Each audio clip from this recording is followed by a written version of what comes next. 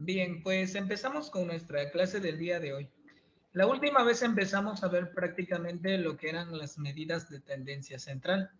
Y habíamos dicho que prácticamente la primera medida de tendencia central recibía el nombre de promedio, media, valor esperado, ¿verdad?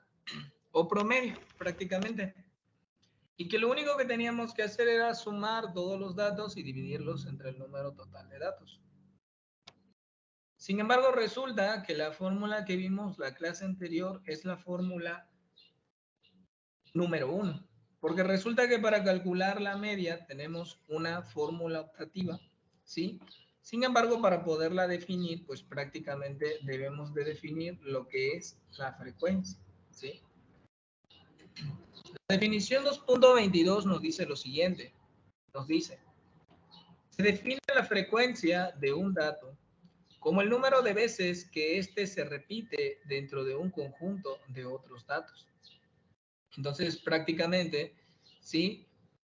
Cuando tú tienes un dato, vamos a llamarle frecuencia, ¿sí? A un número que te indica el número de veces que se repite ese dato que tú estás estudiando en cuestión en un conjunto de datos, ¿sí? Por ejemplo, quiero que observe que en el ejemplo 2.3, ¿sí?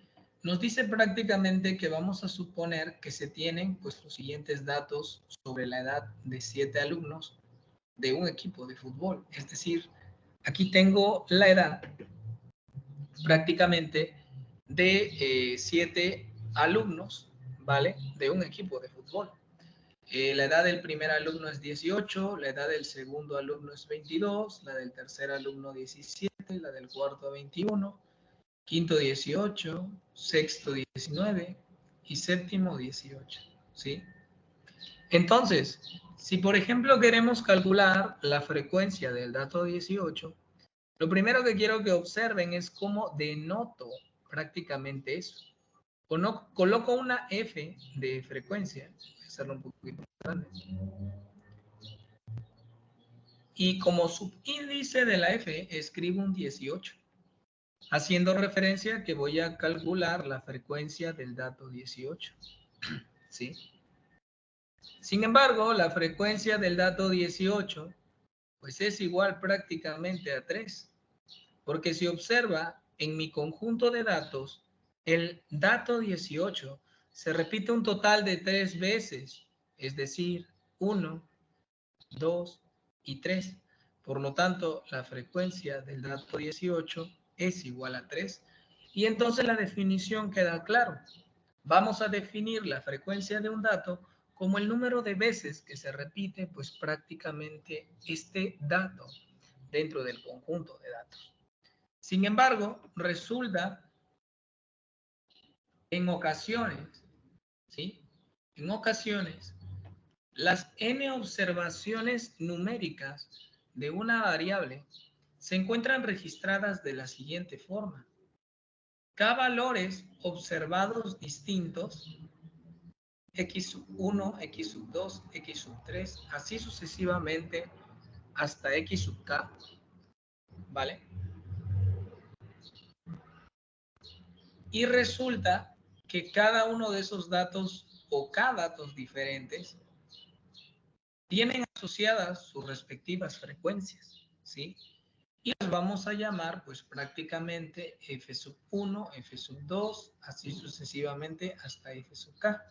Es decir, la frecuencia 1, f1, es el número de veces que se repite el dato x1. Y la frecuencia k, ¿sí? Prácticamente es el número de veces que se repite el dato x sub k, ¿sí? Resulta que las frecuencias cumplen la propiedad de que son números enteros mayores o iguales a cero. Y la suma de todas ellas es igual al tamaño de la muestra. Es decir, la suma de todas las k frecuencias tiene que ser igual al número n, ¿sí? La medida se calcula como hemos indicado antes, pero en este caso la fórmula del promedio o media cambia un poco, ¿sí? A lo que me refiero es, X barra, ya habíamos dicho que prácticamente es una forma de denotar el promedio de nuestros datos o la media aritmética. Pero quiero que observe cómo queda definida esta nueva fórmula. Me dice que si yo tengo K datos distintos, tengo que multiplicar cada uno de estos K datos distintos por su frecuencia correspondiente. Es decir, el dato X1 se tiene que multiplicar por la frecuencia del dato X1. Es decir, el número de veces que se repite F1, ¿verdad? El número de veces que se repite X1 en el conjunto de datos. Más un dato X2 multiplicado prácticamente por F sub 2, que es la frecuencia del dato 2, que prácticamente es el número de veces que se repite pues el dato X2. Así sucesivamente hasta lo último, en donde al késimo dato diferente lo multiplicas por la frecuencia del késimo dato, es decir, el número de veces que se repite ese dato K. Y quiero que observe que abajo tenemos que prácticamente dividir entre la suma de las frecuencias. Lo interesante de esto es que para resolver ejercicios, esta definición basta y sobra. Sin embargo, en muchos libros van a observar que le está en esta fórmula que está aquí, que puede parecer muy apantalladora. Sin embargo, la fórmula no es complicada. Y es que resulta prácticamente que esto que está aquí arriba, como lo mencioné en la primera clase, es la notación sigma. Y la notación sigma solamente te dice que tienes que sumar estos productos desde i igual a 1 hasta acá. Esto que está aquí es todo esto que está aquí. Simplemente que está abreviado. Y dijimos algo muy curioso, que la suma de las K frecuencias diferentes de mis K datos tenía que ser igual a ¿quién? A N, al tamaño de la muestra. Por ese motivo es lo mismo. ¿Vale? Va a quedar más claro ahorita que hagamos algunos ejemplos. Puede parecer muy revuelta la fórmula, pero la fórmula está súper sencilla. ¿Sale? Observen. En el ejemplo 2.4 nos dice, por ejemplo, supongamos que se tiene una serie de 10 observaciones de temperaturas en grados centígrados, dadas por, y tenemos todas estas temperaturas en grados centígrados. ¿Sí? Menos 1 grado centígrados, 0 grados centígrados, 1 grado centígrados, etc. ¿Sí? Lo primero que quiero que observe es que en esta serie de datos hay varios datos repetidos. De hecho, si observamos bien, nuestra serie de datos solo tiene 3 valores diferentes, que son el -1, el 0 y el 1. Sin embargo, cada uno de estos valores tiene una frecuencia asociada, ¿sí? Por ejemplo, si contamos el número de veces que aparece -1 en el conjunto de datos, tenemos 1, 2 y 3. Es decir, -1 tiene una frecuencia de 3. De la misma forma, quiero que observen que el 0 se repite un total de 1, 2, 3, 4, 5 veces. Por lo tanto, el 0 tiene una frecuencia de 5. Y finalmente, quiero que observe que el 1, ¿sí?, se repite un total de 1, 2 veces. Por lo tanto, tiene una frecuencia de 2. ¿Sí? Ahora bien, lo que nos decía la fórmula es que cuando tú tienes todos los datos diferentes de tu conjunto de datos y tienes las frecuencias de todos y cada uno de estos datos, lo único que tienes que hacer es multiplicar el dato por la frecuencia del dato y sumarlo y dividirlo entre el número total de datos. Entonces el promedio va a ser igual. Observen, menos 1, que es el primer dato de temperatura, ¿verdad? Multiplicado por su frecuencia. La frecuencia de menos 1 es 3. Más el dato 0, aquí está, multiplicado por la frecuencia del dato 0, que es 5. Más el dato 1, multiplicado por su frecuencia, que es de 2. Ya todo esto lo tengo que dividir prácticamente entre el número total de datos que tengo. Si cuentan cuántos datos de temperatura tengo, son 10. Entonces, entre 10. Hago las operaciones matemáticas. Menos 1 por 3, menos 3. 0 por 5, 0. Y 1 por 2, 2. Menos 3 con más 2 es menos 1. Y menos 1 entre 10 nos da un total de menos 0.1. Y por lo tanto, tenemos el promedio de las temperaturas máximas utilizando la segunda opción para calcular pues prácticamente un promedio. ¿Sí? Vamos a hacer otro ejemplo un poquito más complicado para ilustrar esa parte. Observen el ejemplo 2.5. En el ejemplo 2.5 nos dicen que en un examen de 100 preguntas realizado a un grupo de 42 alumnos se han obtenido las puntuaciones que muestra la siguiente tabla. Ahorita la vamos a ver. Nos dice, en dicha tabla, la primera columna tiene el número de preguntas que contestaron correctamente los alumnos. Y en la columna 2 tenemos el número de alumnos que obtuvieron ese número de preguntas correctas. ¿Sí?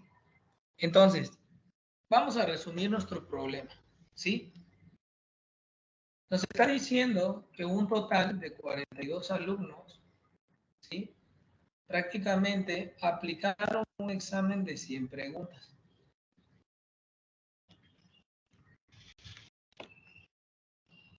Y entonces nos dan esta tabla, la que está aquí. Pero lo que quiero que observen es que prácticamente la primera columna, ¿sale?, te dice el número de preguntas correctas que se obtuvieron en el examen. Es decir, se obtuvieron 15 preguntas correctas, 25 preguntas correctas, 35 preguntas correctas, 45 preguntas correctas, 55 preguntas correctas, 65 preguntas correctas y 75 preguntas correctas. Ahora bien, un alumno de los 40 obtuvo 15 preguntas correctas en su examen. 8 alumnos de los 40 obtuvieron una cantidad de 25 preguntas correctas. ¿Vale? 10 alumnos de los 40 obtuvieron únicamente 35 preguntas correctas o buenas. Y 9 obtuvieron 45 preguntas acertadas. 8 alumnos, 55 preguntas correctas.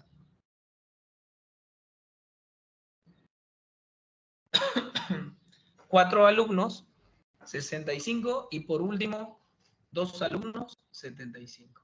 ¿Vale? Que es lo que tenemos ahí. Entonces, aquí tenemos el dato, que es prácticamente el número de preguntas buenas que obtuvimos, ¿sí?, pues precisamente al entrevistar a estos chicos. Y del lado de los números de alumnos tenemos la frecuencia, es decir, el número de chicos que obtuvieron esas preguntas buenas. Por lo tanto, lo único que hacemos es multiplicar. Vamos a multiplicar el número de preguntas buenas por el número de alumnos y sumarlas, ¿sí? Y quiero que observen que si 15 multiplica 1, me da 15 por 1. A eso le tienes que sumar 25 por 8, que es lo que está acá. A eso tienes que multiplicar 35 por 10, que es lo que está acá. A eso le vas a sumar 45 por 9, 55 por 8,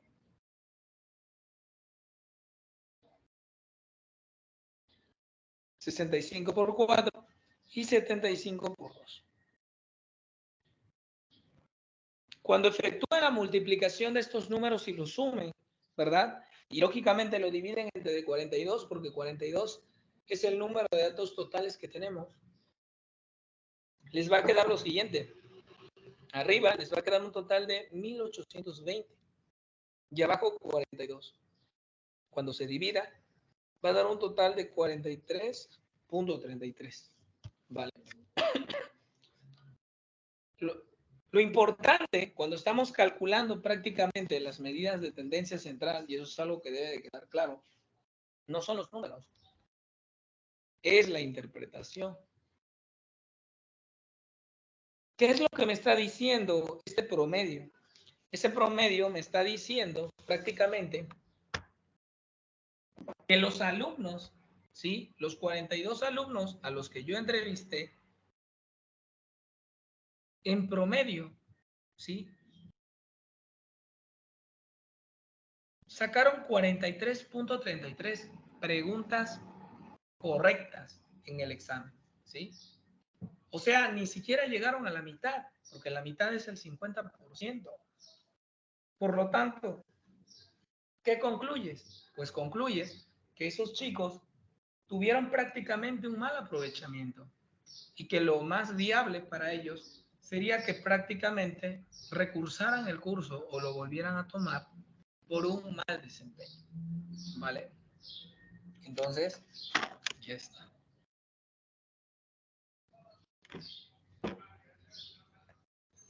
Bien. Ahora, nos dice, por último hay que mencionar que dado que la medida, ¿sí? La media es una cantidad numérica, únicamente se calcula para variables cuantitativas. Sin embargo, el concepto de media no tiene sentido en el caso de variables cualitativas. Nos dice, ahora definiremos el concepto de moda, ¿sí? Es lógico, el promedio, ¿cómo se define? Se define como sumas o como multiplicaciones. Y lógicamente, si tu variable no es cuantitativa, pues no existen las operaciones entre letras. Tú no vas a sumar, por ejemplo, imagínense la variable religión, tú no vas a sumar católico con cristiano más testigo de Jehová. Pues no, no puedes sumarlo, ¿sí? O si le preguntas a una persona cuál es su estado civil y la persona te puede decir prácticamente soltero, viudo, casado, divorciado, tampoco puedes sumar esas cosas, ¿no? O multiplicarlas o dividirlas, no tiene ningún sentido. Las operaciones matemáticas solo aplican para números. ¿Y dónde existen números? Pues cuando se hacen encuestas haciendo uso de las variables cualitativas, ¿sí?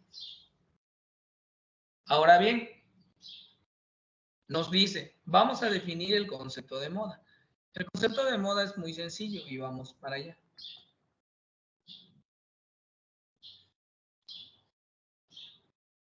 Moda, nos dice, es el valor que aparece con mayor frecuencia, ¿sí? O número de veces que se repite un dato en el conjunto de datos, si lo hubiera. Ojo con la palabra, que la palabra está diciendo que en algunos casos la moda no existe, ¿sale? Entonces, pues lo único que hacemos es, por ejemplo, en el ejemplo 2.6, pues simplemente buscar, ¿verdad? La moda de esas edades que yo tengo, ¿sí? Quiero que observen que el dato que más se repite en las edades en años es prácticamente el dato 35. Por lo tanto, yo culmino que 35 prácticamente, de hecho es 15, la moda es el dato, 15 es el que se repite más. Entonces la moda es el dato 15, ¿sí? Porque este aparece con más frecuencias que los otros datos, ¿vale? Si observan, el dato 1, el dato 3 y el dato 6, pues prácticamente hacen referencia a que el dato 15 pues sea prácticamente la moda, ¿sí? Más adelante vamos a ver qué pasa cuando no existe, ¿sí? Ahora, quiero que observen algo. En el ejemplo 2.6 tenemos una variable cuantitativa. Y en el ejemplo 2.7 ahora vamos a considerar una variable cualitativa. Ahora bien, observe lo que nos dice. Consideremos ahora un ejemplo de una variable cualitativa que mide las condiciones de un producto y que tiene como posibles valores malo, regular, bueno. Nos dice, suponga que tenemos el siguiente conjunto de 6 observaciones, ¿sí? Entonces, entrevistamos a un total de 6 personas. Esas 6 personas nos dieron la respuesta que aparece en la tabla en pantalla, ¿sí? Nos dijeron prácticamente que las condiciones de un producto era malo, bueno, bueno, regular, malo, bueno, ¿sí? Entonces ya está. Ahora, ¿quién sería prácticamente aquí la moda? Pues claramente la moda es bueno. Esa condición del producto fue la que más apareció, pues precisamente durante la entrevista.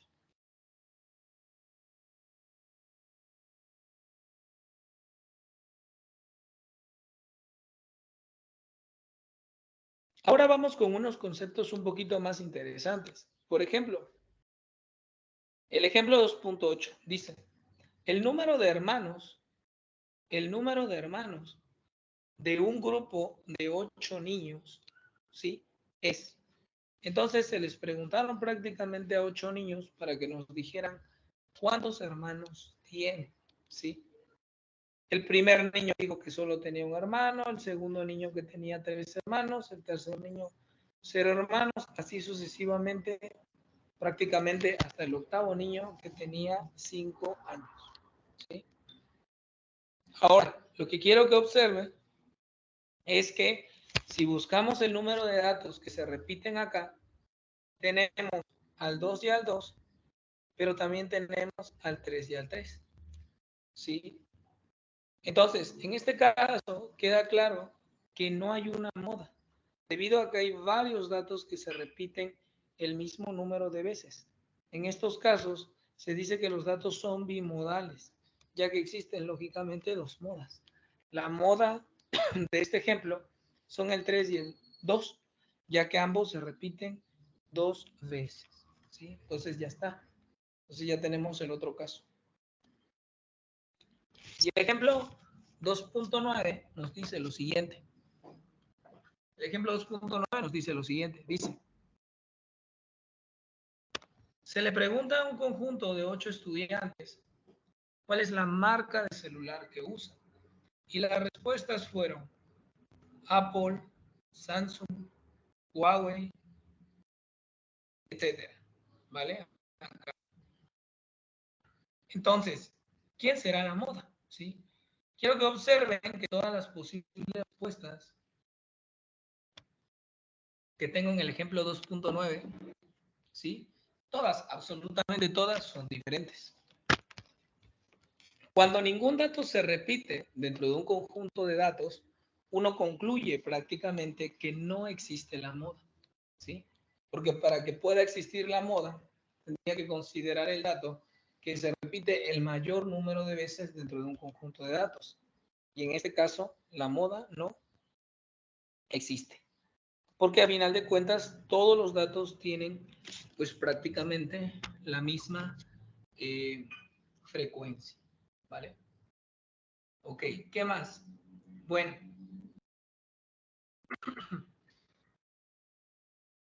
sobre el cálculo de la moda, pues prácticamente tenemos las primeras observaciones. Primero, la moda puede no existir, ¿verdad? Es decir, si no existe algún dato con frecuencia mayor al resto de los datos, pues lógicamente que la moda, ¿verdad? No se va a presentar. Segundo, la moda puede existir y ser única, como en el ejemplo, ¿verdad? Que acabamos de hacer. Sin embargo, no todo tiempo va a existir o va a suceder que la moda tiene que ser única. De hecho, van a haber conjuntos de datos que van a tener hasta 2 modas y entonces nosotros le vamos a llamar a eso, ¿sí? Prácticamente conjunto de datos bimodal, bi de dos modas. Pero si se pasa de 2 modas, es decir, tiene 3 modas, 4, 5, 6, 7, 8, 9, 10, 11, 12, 100, vamos a decir que mi conjunto de datos es multimodal, ¿sí? Prácticamente. Como número 4, me dice, la moda puede permanecer sin cambio cuando se añaden o omiten datos cuya frecuencia es baja dentro de un conjunto de datos. ¿Vale? Y ya quedó. ¿Vale?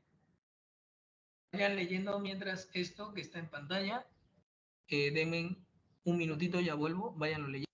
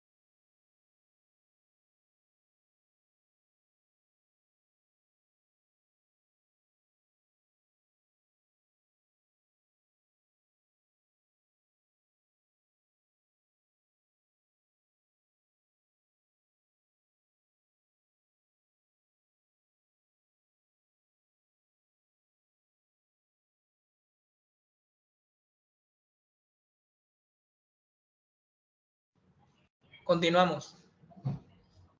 La tercera medida de tendencia central se conoce con el nombre prácticamente de mediana, ¿sí? Y para la mediana, aquí viene algo interesante, ¿sí? Como pudieron observar, para hablar de la media, mis datos pueden ser tanto cuantitativos, es decir, numéricos, como cualitativos, es decir, alguna categoría, algún atributo, ¿verdad? ¿Por qué? Porque ahí no había operaciones. Pero resulta, chicos, que la mediana, al igual que la media o el promedio, solo se puede aplicar para datos, ¿sí? Cuantitativos. Es decir, solo funciona cuando la variable es cuantitativa, cuando te va a arrojar un número. Porque también la mediana va a necesitar de realizar operaciones algebraicas. De hecho, la mediana necesita del concepto de promedio para que pueda existir. Ahora, una observación. Nosotros tenemos un total de n datos, ¿sí? N datos, ¿vale? Para que yo pueda calcular la mediana, yo tengo que ordenar estos datos de menor a mayor, ¿sí?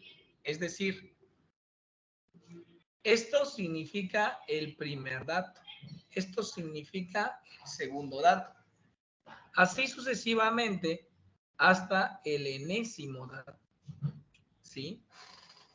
Sin embargo, no se confundan, porque esto que está aquí, x sub entre paréntesis 1, significa el dato más pequeño de mi conjunto de datos. Es decir, este es el mínimo de todos estos datos. Es decir, este es el pequeño o el más pequeño de todo mi conjunto de datos. ¿Sí? Entonces, x sub 1 es el primer dato más pequeño. Eso tiene que ser menor o igual al segundo dato más pequeño. ¿Sí? Así sucesivamente hasta llegar, ¿vale? Al último dato más pequeño. Pero recuerden que el último dato más pequeño es el dato más grande, ¿sí? Entonces prácticamente este es el mínimo y este es el máximo, ¿sí? En probabilidad normalmente se les llama al mínimo y al máximo extremos relativos, ¿vale? Entonces lo único que me está diciendo esa parte en abstracto es que si yo tengo mis n datos y les quiero calcular, ¿sí? La mediana, los tengo que ordenar de menor a mayor y tengo que encontrar prácticamente, ¿verdad? El dato central, porque su mismo nombre lo indica, ¿vale? Quiero que observen lo que nos dice. Existen dos formas de calcular la mediana, ¿sí? Dos formas. Y es que resulta que dependiendo a si nuestro número de datos es par o impar, yo puedo calcular la mediana. Ejemplo, miren, número 1. Nos dice, si la serie tiene un número impar de datos, ¿sí? Recuerden qué significa un número impar. El número impar son todos aquellos números que no son divisibles entre 2. ¿Cuáles son los números que no son divisibles entre 2? El 1, el 3, el 5, el 7, ¿verdad? El 9, el 11, el 13, el 15, el 17. Todos esos son números impares, ¿sí? Y resulta que cuando yo tengo un número de datos impar, ¿sí? Es muy fácil calcular la mediana. Resulta que la mediana es la puntuación central de la misma, ¿sí? Y aquí hay un ejemplo. Quiero que observen que todos estos datos ya están ordenados de menor a mayor, incluyendo repeticiones, ¿sí? Entonces, lo que nosotros vamos a hacer nada más es contar cuántos datos son. Si contamos, tenemos un total de 4, 8, ¿sí? 9 datos. Y como 9 es un número impar, pues aplico la definición del inciso 1 y que prácticamente me dice que la mediana es el punto central del conjunto de datos. ¿A qué se refiere cuando dice punto central? Es decir, aquel número que divide a mi conjunto de datos ordenados de izquierda a derecha con la misma cantidad de datos. Quiero que observen que en este caso, claramente la mediana es 5. ¿Sí? ¿Por qué? Porque el 5 es el dato central. Te deja 4 valores a la derecha y 4 valores a la izquierda. ¿Vale? Y ya está. Eso siempre va a pasar siempre y cuando tengas un número impar de datos. Pero, ¿qué pasaría si el número de datos que yo tengo es par? ¿Sí? Recordemos que es un número par. Un número par son todos aquellos números que son divisibles, ¿verdad? Entre 2. Entonces, ejemplos de números pares, pues tenemos ¿cuáles? Tenemos prácticamente el 2, el 4, el 6, el 8, el 10, el 12, 14, etcétera. ¿Sí?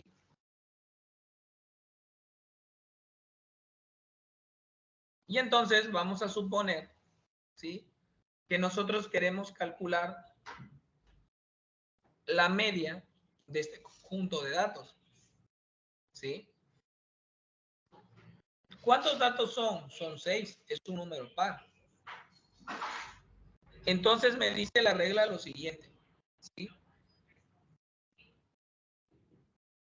Quiero que observen, chicos. Si mi conjunto de datos es un número par, nosotros ya no podemos aplicar la definición de arriba, ¿sí? Porque si la aplicamos no va a servir, ¿vale? Por ejemplo, Si yo quisiera encontrar el dato que se encuentra en medio, pues eso es mentira, ¿sí?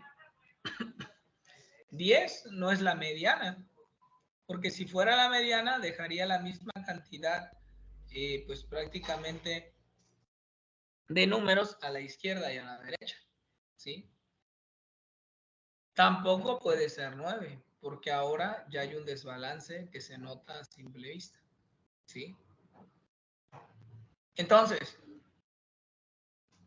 cuando el número de datos que ustedes tengan sea par, como en este caso que son 6, lo único que tienen que hacer es tomar los dos datos centrales. Es decir, como pueden observar, el 9 y el 10 son mis únicos dos datos centrales. ¿En qué sentido?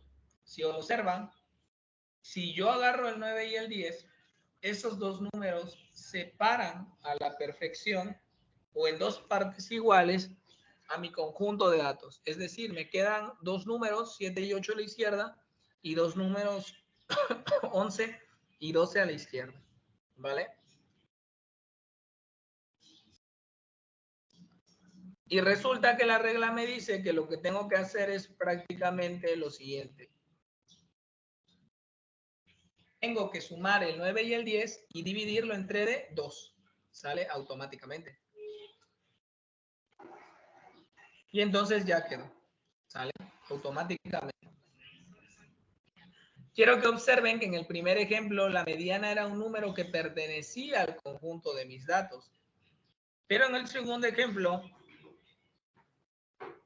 la mediana me deja claro que no necesariamente debe pertenecer al conjunto de mis datos, ¿sí? ¿Cuáles son los datos que yo tengo acá? Observen que en ningún momento aparece 9.5, ¿sí?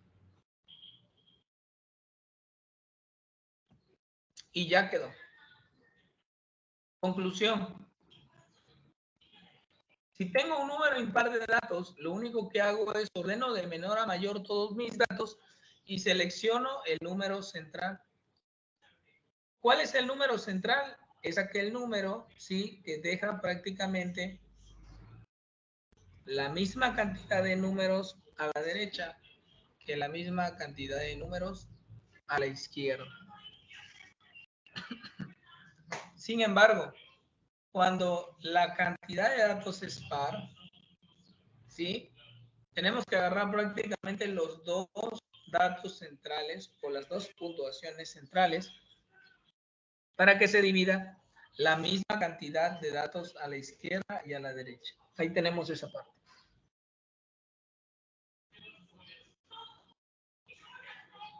Aquí, por ejemplo, en el ejemplo 2.10, quiero que observen que nos dice, supongamos que tenemos el registro de las siguientes estaturas, ¿sale? Y quiero que observen que tenemos el registro de 6 estaturas de 6 personas, ¿sí? Que son prácticamente 165, 172, 170, 165, 174 y 182, que es prácticamente las estaturas en centímetros, ¿sí? Entonces, recuerden, si quieres calcular la mediana, tienes que ordenar tus datos de menor a mayor. Y entonces observen cómo en la primera tabla tengo las estaturas en centímetros de las 6 personas que entrevisté y posteriormente ordeno de menor a mayor mi tabla incluyendo repeticiones. Los números más pequeños son 165, 165, luego le sigue el 170, luego el 172, luego el 174 y por último el 182. ¿Sí? Y ahora bien, ¿cuántos datos tengo ahí? Tengo 6 datos. 6 es un número par porque es divisible entre 2. Por lo tanto, nosotros ya sabemos que prácticamente la mediana tiene que ser el promedio de los datos centrales. Observen que en la segunda tabla, coloreo de un color gris, prácticamente los dos números, ¿verdad? Que se tienen que sumar y dividir entre 2 para encontrar la mediana.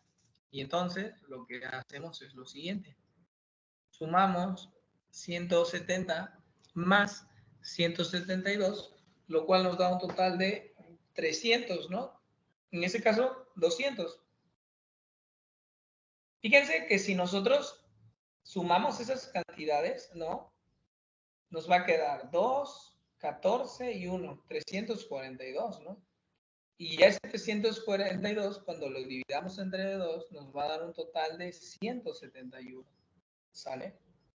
Y en este caso, pues la mediana, lo que observen que es un valor no observado, es decir, la mediana aquí nos dio 171. ¿A qué se refiere con que es un valor no observado? Pues se refiere a que este 171 no está en la segunda tabla. ¿Vale? Ahora, vamos a suponer que a ese mismo conjunto de datos que teníamos ahí arriba, se le agrega prácticamente el dato 175. ¿Sí? Y entonces, quiero que observen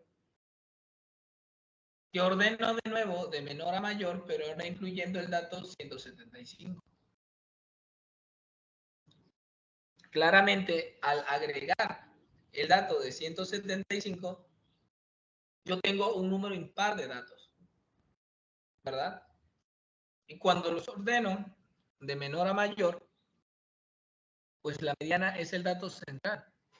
Y en este caso, el dato central prácticamente es 172. Y listo, acabamos.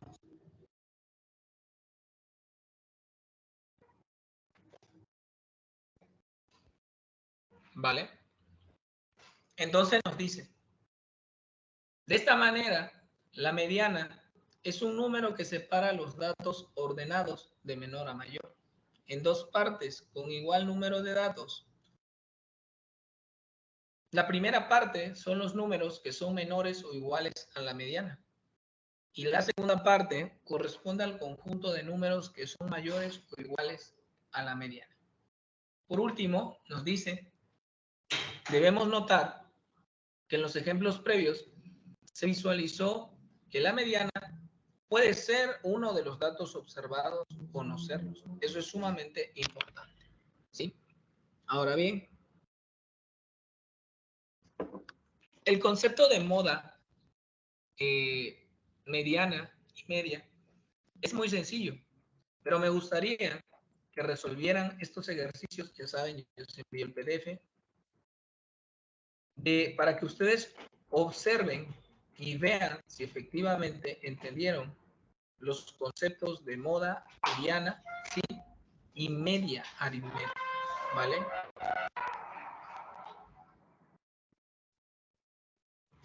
Yo se los voy a enviar, ¿vale? Ahora, vamos con la siguiente. ¿Qué son las medidas de dispersión? ¿Sí? Entonces, ya sabemos lo que son las medidas de tendencia central. Sabemos que hay tres: la media o valor esperado, la mediana y la moda. Muy sencillas, ¿verdad? Las definiciones. Sin embargo, no se vayan con la finta, porque el que sean sencillas esas definiciones no quiere decir que no sean sumamente importantes. Resulta que esas definiciones que les acabé de dar, chicos, son la base para que nosotros podamos seguir estudiando los diferentes temas que vamos a ir abordando, que son mucho más avanzados que esas definiciones. Y desde luego, les vuelvo a repetir, practiquen y hagan los ejercicios que puse en el PDF. Eso les va a dejar claro si a ver si es cierto que ustedes comprendieron los conceptos de moda, mediana y media bien, ¿sí? Porque cuando me toca que le doy clases a los alumnos y les enseño eso, el alumno se vanagloria, se aburre, dice, ah, está bien fácil, sí, sí, sí, cuentitas, y a la hora de la hora, cuando se les ponen los ejercicios, no lo pueden resolver, ¿sí? Recuerden que estadística va de la mano con la matemática, literal, entonces ahí hay varios ejercicios que hay que resolver, ¿sale? Resulta que aparte de las medidas de tendencia central, tenemos otras medidas que se les conoce con el nombre de medidas de dispersión, igual de importantes que las anteriores, ¿vale? Y que las vamos a utilizar más adelante para propósitos más sofisticados, ¿sí? Y sin tanto preámbulo, la primera medida de dispersión es una que se le conoce con el nombre de rango recorrido, ¿sí? Nos dice, el rango recorrido es la diferencia entre el mayor y el menor de los datos de una distribución estadística. Se denota por R de rango, y matemáticamente está dado por esto, ¿sí? Ahí está la fórmula, es muy sencilla, ¿sí? El rango te está diciendo, si tú tienes un conjunto de datos, agárrate el dato más grande y réstale el dato más pequeño y automáticamente ya tienes el rango de tu conjunto de datos, ¿sí? Aunque es una operación muy simple, el rango tiene aplicaciones súper importantes cuando estemos viendo el tema de tablas de frecuencia. Sin el rango, que es una operación de resta, ¿no? Facilita, no se puede definir lo demás.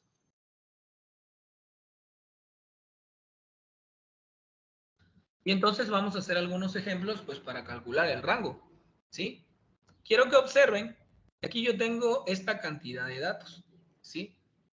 Claramente, si yo quiero calcular el rango de esa cantidad de datos, pues agarro el dato más grande que es 10 y le resto el dato más pequeño que es 2. Y entonces 10 menos 2 es igual a 8. Y ese es el rango de mi conjunto de datos, ¿sí? Fácil y sencillo, ¿vale? Ahora, el ejemplo 2.13 me dice lo siguiente. Me dice, 5 amigos han escrito en una tabla las edades de sus padres. Entonces, se entrevistaron a 5 chicos y estos chicos dieron prácticamente las edades, ¿verdad? De sus padres y de sus madres.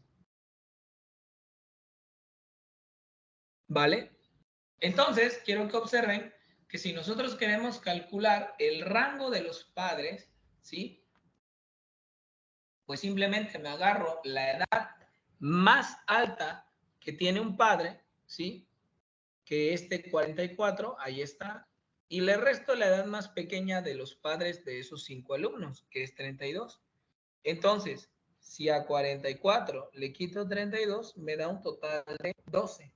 Y entonces 12 sería prácticamente, ¿sí? El rango de los padres. Pero si quiero encontrar, por ejemplo, el rango de las madres, ¿sí? Sería prácticamente R. Pues lo único que agarro es a la madre que tiene mayor años, que es 43, y le resto prácticamente, ¿sí? La cantidad de años que tiene la madre más pequeña, que es 30, ¿sí? Y por lo tanto, si a 43 le restas 30, te da un total de 13, ¿sí? Y automáticamente ya tenemos esa parte, ¿vale? Listo. Y listo. Esa es la primera medida de dispersión. Nada complicada. Y ahora vamos con las últimas dos medidas de dispersión. En teoría, entre las medidas de dispersión y las medidas de tendencia central, la varianza muestral, que es la segunda medida de dispersión, es la más difícil, en teoría, ¿sí? Y bueno, demos lectura. Nos dice, la varianza muestral se representa por S cuadrada y está dada por la siguiente expresión. Aquí está. Fíjense, S al cuadrado se lee varianza, ¿sí? Varianza muestral. Y quiero que observen cómo está definida, ¿sí? Es el primer dato menos el promedio de los datos elevado al cuadrado, más el segundo dato menos el promedio de los datos elevado al cuadrado, más así sucesivamente el enésimo dato, es decir, el último dato que yo tengo, menos el promedio de mis datos elevado al cuadrado, entre n menos 1. ¿Sí? Donde, como les decía, x1, x sub 2, así sucesivamente hasta x sub n, son los datos disponibles, ¿no? Con los que contamos. X barra es el valor esperado de los datos. Y n es el número total de datos. Observen cómo divido, no entre dn, sino entre dn menos 1, ¿vale? Y ahora, ¿por qué les decía que era prácticamente la medida de dispersión más difícil? Porque resulta, chicos, que una vez que ustedes calculen todo este número, que es la varianza muestral, van a poder calcular la desviación estándar muestral. Y es que resulta que esto va a ser un número, ¿sí? Eso va a ser un número. Y ese número, cuando tú lo tengas, si le extraes la raíz cuadrada, ¿sí? Vas a obtener la desviación estándar muestral. Así de fácil y sencillo. La fórmula se puede ver fea, pero no es complicado, ¿vale? Vamos a ilustrar cómo calcular tanto la varianza como la desviación estándar. A ver, ejemplo 2.14 nos dice lo siguiente. Supongamos que se toma una muestra de 8 personas mayores de 18 años y se les pregunta ¿cuántas cervezas se han tomado el fin de semana pasado? Las respuestas han sido, ¿vale? Aquí tengo los datos de 8 personas mayores de 18 años, ¿sí? Y se les pregunta el número de cervezas que se han tomado el fin de semana pasado. Entonces, la primera persona dijo que se había tomado 9 cervezas, la segunda persona dijo que se había tomado 3 cervezas, la tercera persona se había tomado 8 cervezas, la cuarta 8, la quinta 9, la sexta 8, la séptima 9 y la octava 18 cervezas. Nos piden calcular la varianza de los datos, ¿sí? Si recuerdan, la fórmula de la varianza muestral está en términos de mis datos, pero también está en términos del promedio. Aguas, ¿sí? Entonces, lo que yo siempre les recomiendo cuando encuentren esto es, primero, chicos, calculen la media aritmética. Siempre, ¿vale? Y bueno, pues la media aritmética es bien fácil de calcular, ya lo vimos.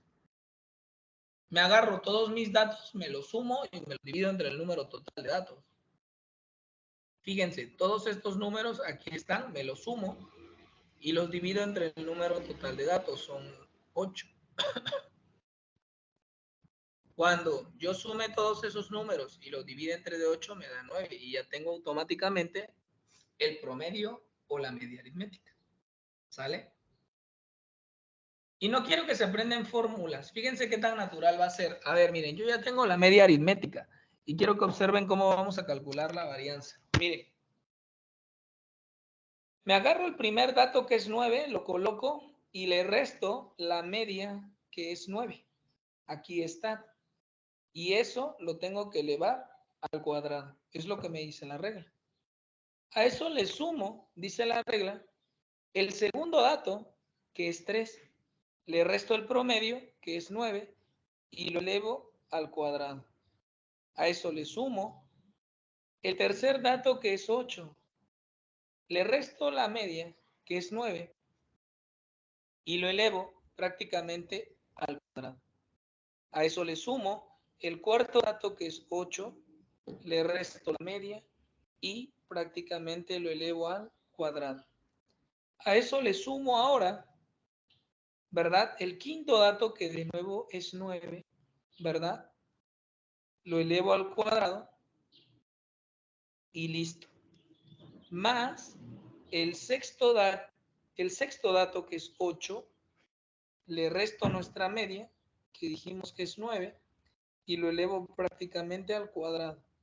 Más, agarro el séptimo dato, que es 9, le resto la media y lo elevo prácticamente al cuadrado.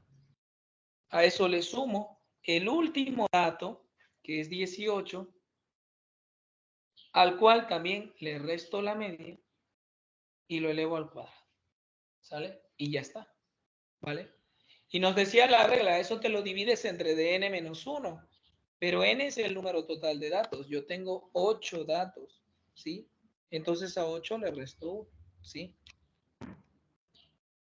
Desde luego que este tipo de operaciones lo pueden realizar en calculadora, pero en el examen no van a tener calculadora. ¿Sale? Tienen que aprender a hacer este tipo de operaciones, chicos. Entonces, a ver, en este lo voy a hacer por pasos, ya en el otro lo voy a dejar ya directo. Lo primero que tienen que hacer en esta operación es lo siguiente. Tienen que echarse estas cuentitas de aquí adentro y ya que tengan estas cuentitas, ¿sí? Tienen que elevar al cuadrado, ¿sí? Y ya que elevaron al cuadrado, ahora sí suman todas las cantidades, ¿sí? A ver, ¿cuánto es 9 menos 9? 9 menos 9 es 0.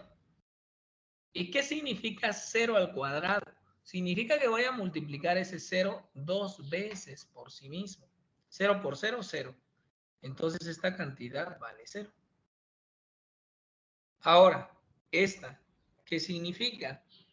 Si a 3 le quito menos 9, me va a quedar un total de menos 6. Y al cuadrado. ¿Pero qué significa menos 6 al cuadrado? Significa que voy a multiplicar ese menos 6 2 veces por sí mismo. Menos 6 por menos 6. Menos por menos más, 6 por 6, 36. Este valor es 36. Más, ahora, a 8 le quito 9. Me va a quedar un total de menos 1. Y menos 1 al cuadrado significa que voy a multiplicar el menos 1 2 veces por sí mismo. Menos 1 por menos 1. Menos por menos más, 1 por 1, 1. Y resulta que pues claramente este es el mismo que este. Entonces, ¿este cuánto vale? Menos 1 también. ¿Y este cuánto vale? 0, ya lo sacamos hace rato. ¿Este cuánto vale? Menos 1. ¿Este cuánto vale? 0, ya lo habíamos calculado. Y nos vamos con el último, ¿sí? Quiero que observe que si a 18 le quita 9, ¿sí? Si a 18 le quita 9, les queda 9. Pero 9 al cuadrado, ¿verdad? Porque está acá elevado al cuadrado, significa que voy a multiplicar ese 9 dos veces por sí mismo. 9 por 9, 81. Es este valor. Y ya que tengo el valor de todos y cada una de estas cosas que ya se los dije ahorita, se suman, obviamente, todos esos números y se dividen entre de 7, porque 8 menos 1 es 7. Y eso, chicos, automáticamente es la varianza muestral, ¿sí?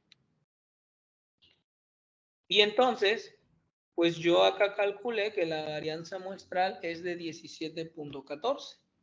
Y la tercera medida de dispersión, les dije que era muy fácil, porque la tercera medida de dispersión es la desviación estándar. Pero es muy sencilla, porque resulta que la raíz cuadrada de la varianza es la desviación estándar. Es decir, yo aquí tengo esta varianza, pues lo único que hago para encontrar la desviación estándar es le saco raíz cuadrada a esto y listo, ya la encontré. Ahora, una observación, la S cuadrada significa varianza. La S solita sin el cuadrado significa desviación estándar. Entonces, miren chicos, aquí está, ojo, que la varianza era 17.14. Entonces, miren, para sacar pues prácticamente o calcular la desviación estándar, ¿no? Pues, lo único que hago es le saco la raíz cuadrada a la varianza que acabé de calcular y nos da un total de 4.14. Esa es la desviación estándar. Y vuelvo a recalcar la notación. Con una S se denota la desviación estándar y con una S cuadrada la varianza. ¿Vale? Entonces ya está ahí. Fácil y sencillo. Así como yo resuelvo los ejercicios, así resuelvan los chicos. Eso les va a ayudar demasiado y no se van a andar confundiendo. Porque luego también no son ordenados, ¿sí? Yo aquí a veces soy muy directo cuando estoy resolviendo los ejercicios Pero el objetivo es que ustedes vean prácticamente cómo se resuelve un ejercicio y no solo vean a hacer números, sino que aprendan a redactar. Vamos a hacer otro ejemplo, uno más, sobre prácticamente varianza y desviación estándar para que observen que pues prácticamente es lo mismo. ¿Sale? Muy bien. A ver. Me dice, se toma una muestra de 10 alumnos, ¿sí? Que la semana pasada resolvieron un examen de 30 preguntas. Y se les pregunta a los chicos cuántas preguntas tuvieron bien, es decir, cuántas correctas en el examen. Y estas 10 alumnos contestaron. El primer alumno dijo que obtuvo 5 preguntas correctas de las 30. El segundo también dijo lo mismo. El tercer alumno dijo que obtuvo 12 correctas de sus 30 preguntas.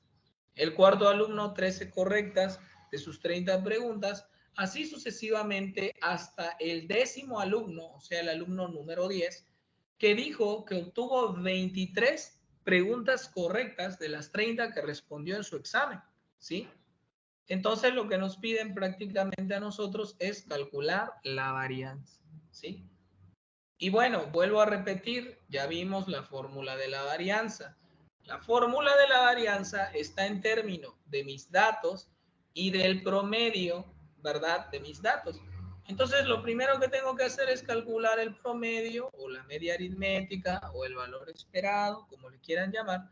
Y lo único que hago es sumo todos mis datos y lo divido entre el número total de datos, que son 10. Entonces, cuando sumen todo esto, les va a dar un total de 143 y lo dividen entre 10. Ahora, si a 143 lo divido entre 10, me da un total de 14.3, ¿sí? Y entonces ya tengo el promedio, ¿sí? Ahora bien, ¿sale? De nuevo, quiero calcular, ¿sí? La varianza, ¿vale? No necesitan ninguna fórmula, solo apréndanse la metodología. Me agarro el primer dato, que es 5, y le resto el promedio que acabé de calcular y lo elevo prácticamente al cuadrado. Más, me agarro el segundo dato, que también es 5, le resto el promedio y lo elevo al cuadrado. Más, me agarro el tercer dato, que es 12, ¿verdad? Le resto el promedio y lo elevo al cuadrado. Más, me agarro el cuarto dato, que es 13, ¿sí? Acá está, le resto el promedio y lo elevo al cuadrado.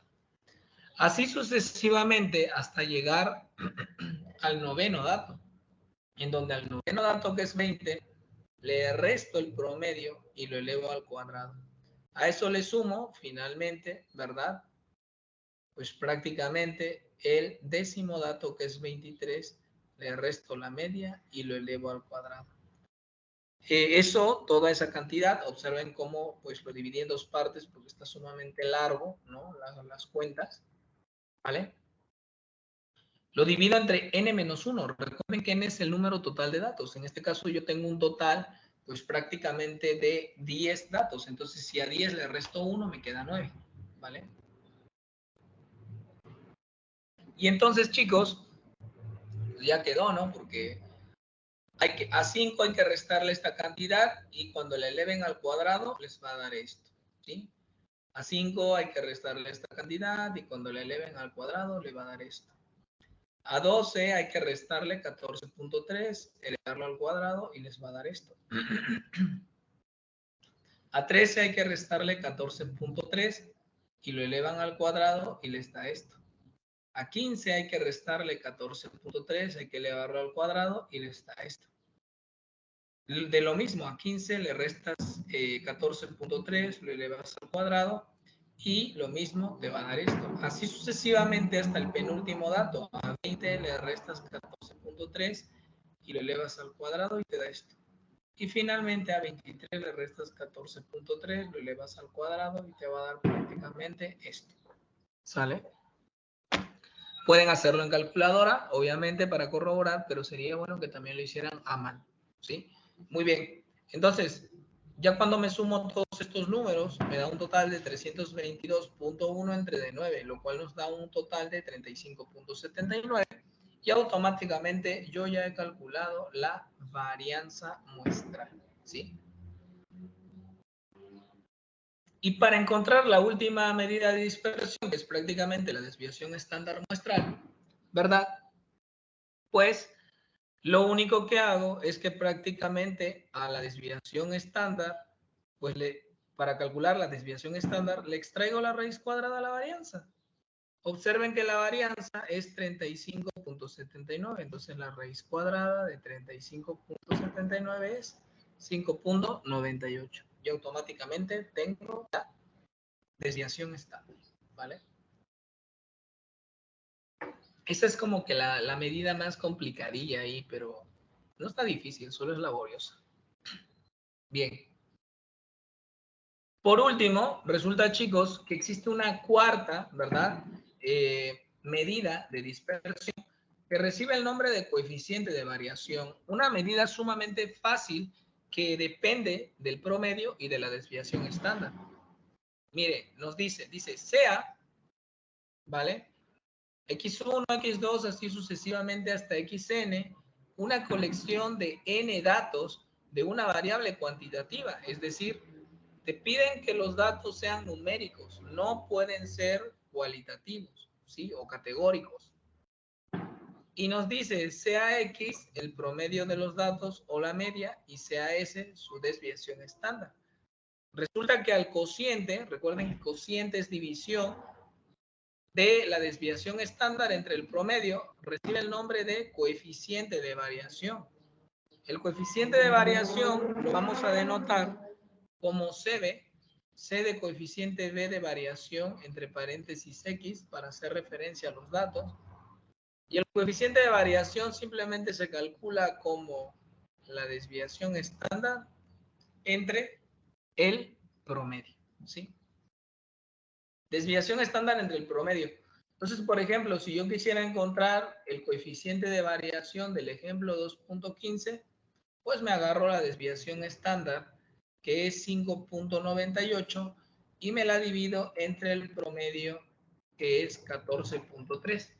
El resultado que obtenga es el coeficiente de variación para el ejemplo 2.15. De la misma forma, si yo quisiera encontrar el coeficiente de variación del ejemplo 2.14, pues me agarro prácticamente a la desviación, ¿verdad? Estándar, que es 4.14, y pues prácticamente me la divido, ¿verdad? ¿Entre de quién? Entre el promedio, que es 9, y por lo tanto calculo el coeficiente de variación. Muy bien. Ahora, de la misma forma, aquí abajo coloqué algunos ejercicios. El ejercicio 2.7, que está acá, el ejercicio 2.8, el 2.9 y el 2.10.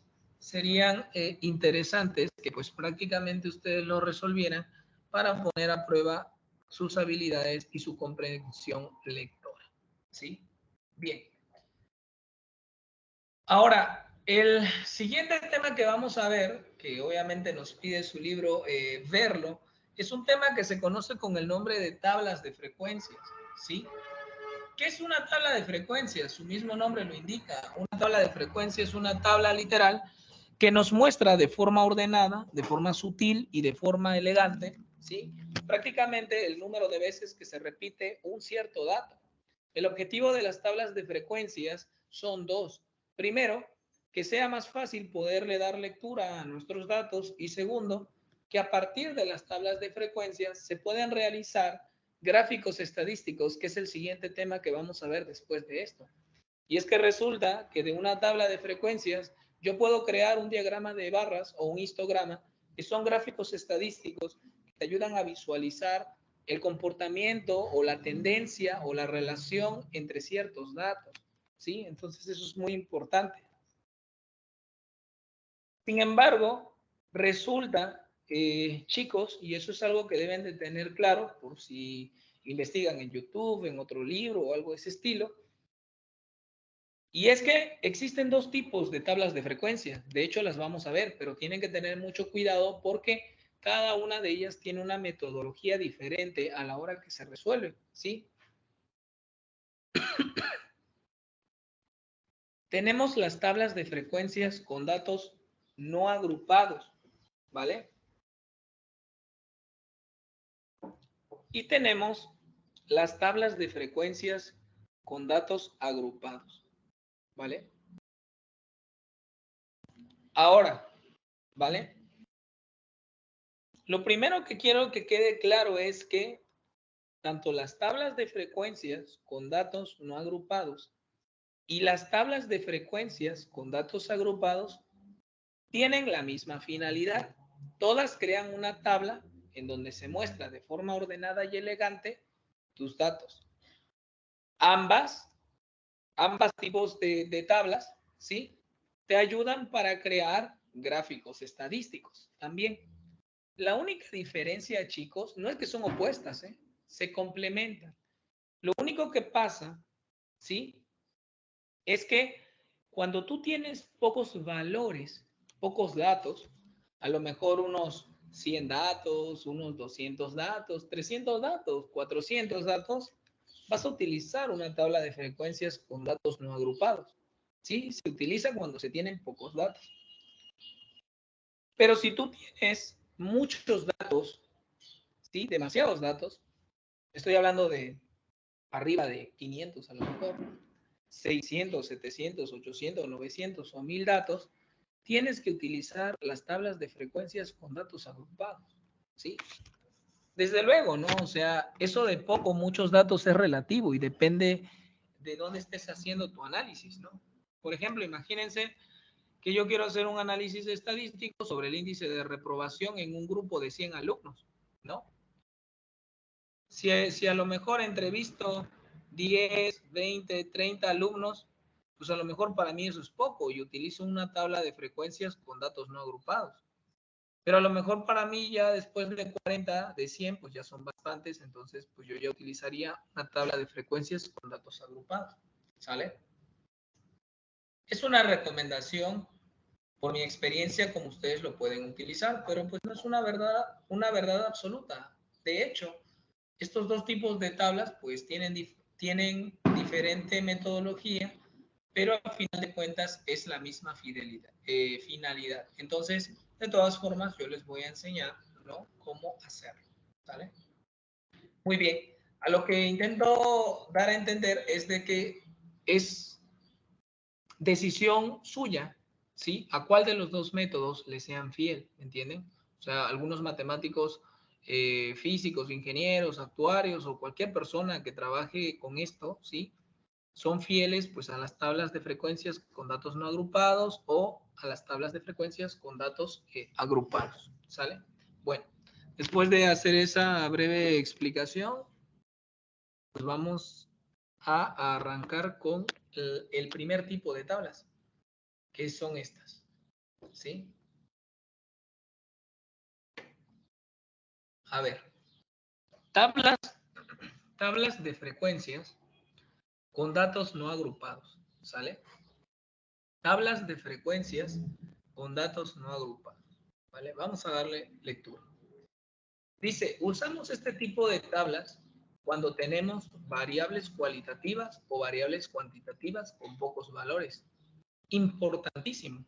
O sea, las tablas de frecuencias se pueden construir para variables cualitativas, es decir, preguntas que te arrojan un dato numérico, pero también de las que te arrojan un dato de cualidad, de característica. O sea, se aplica para ambos tipos de variable que estudiamos. Sin embargo, aquí viene la palabra clave.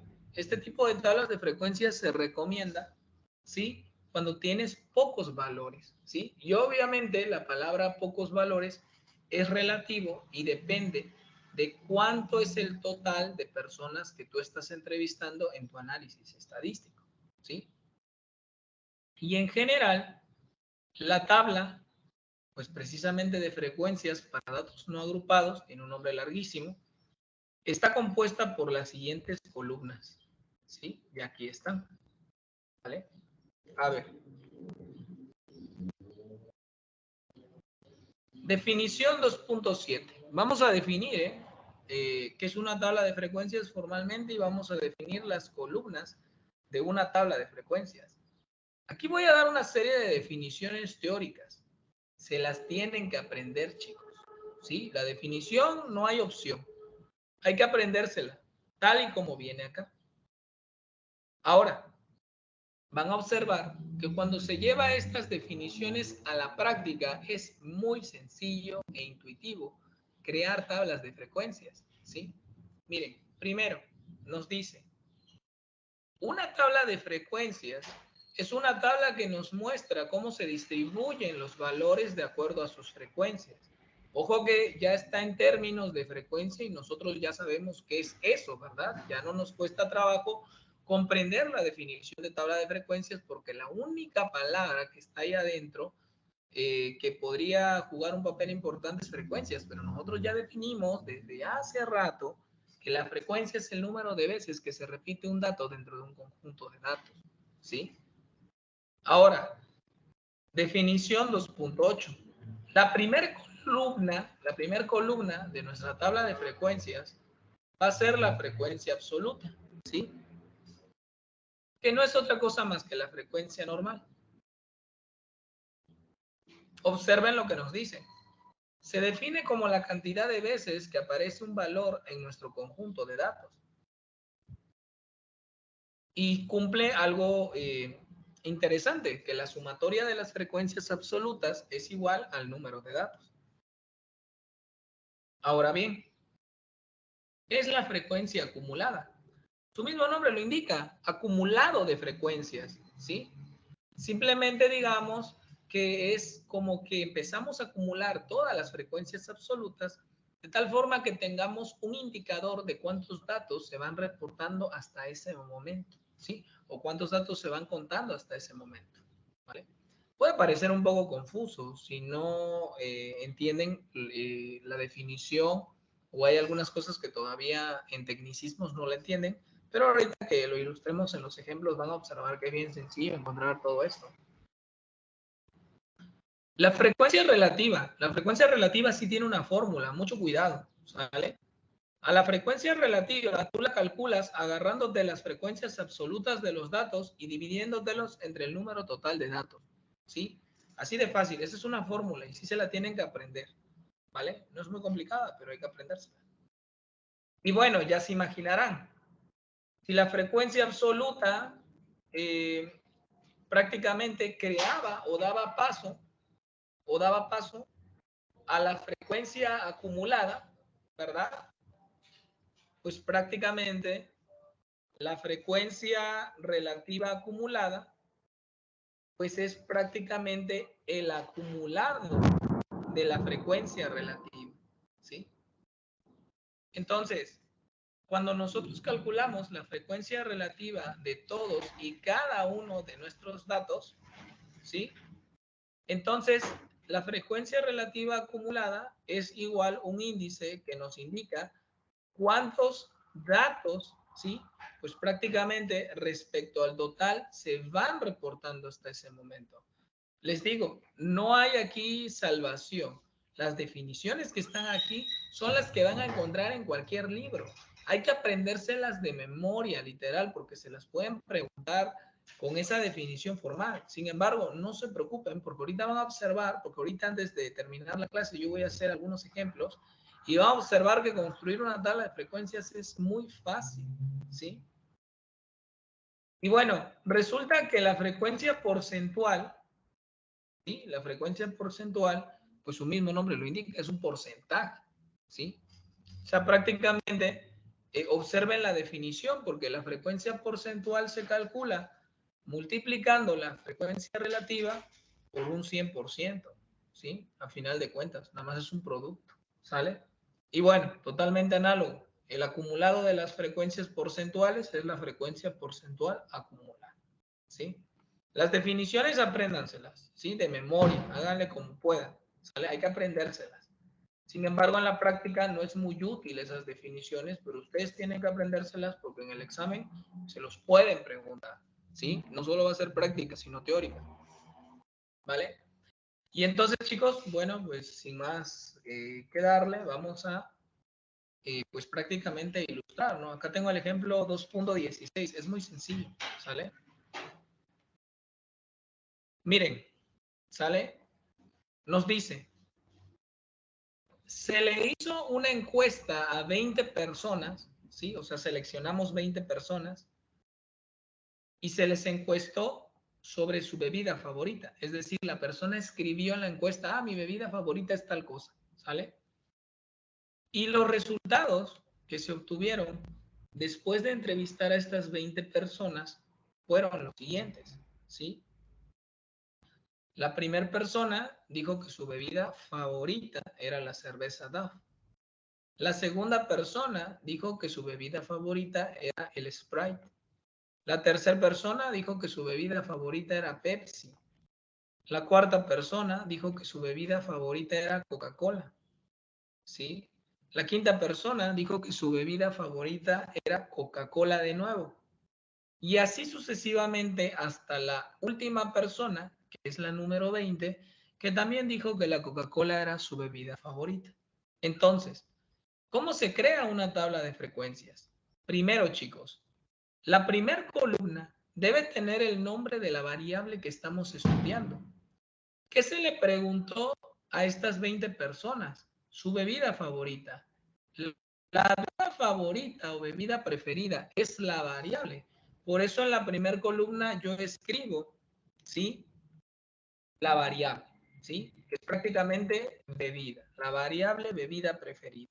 Ahora, debajo de esa columna tienen que escribir todos los datos distintos de su conjunto de datos. Es decir, yo tengo 20 respuestas porque se entrevistaron 20 personas, pero yo tengo que observar cuáles son todos los datos diferentes. Yo tengo nada más 4 datos diferentes. La cerveza Duff, el Sprite, la Pepsi y la Coca-Cola. Si observan en todos mis datos, esos 4 valores simplemente se repiten. Esos son los 4 distintos.